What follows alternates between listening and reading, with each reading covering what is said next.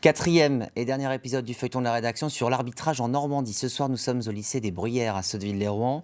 Là-bas, la section sport, études, football intègre depuis plus de 10 ans des jeunes souhaitant devenir arbitre au plus haut niveau. Leur formation théorique se tient dans l'établissement, en plus bien sûr de la pratique le week-end lors de matchs amateurs. Quentin Bral avec Didier Meunier, Lilou Fro et Pierre Cadino. Ces 8 jeunes appartiennent à la section sport-études foot de leur lycée. Pourtant, ils ne voient pas l'ombre d'un ballon à l'entraînement. Ok Rafa, une 53, une 54.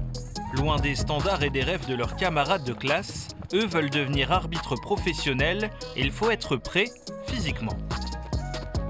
Au début, ouais, je me sentais un peu en dessous quand même que de ceux qui étaient des premières, mais après, voilà, c'est mon objectif de les dépasser. Ça va le faire. Je s'y attends pas, mais quand on regarde les statistiques, on voit que les arbitres ils font plus de kilomètres quand même que les footeux. Bien vu. En moyenne, un arbitre court entre 10 et 12 km par match, contre 9,5 pour les joueurs. Alors après la course à pied, passage obligatoire par la musculation, pendant que les blessés du sifflet prennent soin d'eux. On ne voit pas ce qui se cache derrière les arbitres. Il y a une grosse préparation qui est faite, surtout physique. Effectivement, c'est comme les joueurs, voire plus difficile. On ne le pense pas comme ça, mais c'est la réalité. J'ai fait qu'un match dans la saison, je me suis blessé sur ce match. Donc bah oui, c'est frustrant, surtout quand on voit ses partenaires de tous les jours s'entraîner à fond pour mieux réussir et qu'on ne peut rien faire d'autre. Petit point de frustration qui peut être compensé par la théorie, direction le château du lycée. Le gars de Cherbourg, il arrive, il met la tête, et t'as le mec d'FCR, il le voit pas arriver, mais il met son pied super haut, ce point-là. Le gars, il ressort, il a un cocaré. À l'intérieur, on retrouve Pierre Tavelet, conseiller technique régional en arbitrage, qui s'occupe de la formation de ces jeunes autour des lois du jeu. Ok, quel est le nombre minimum de joueurs en dessous duquel l'arbitre arrêtera la partie?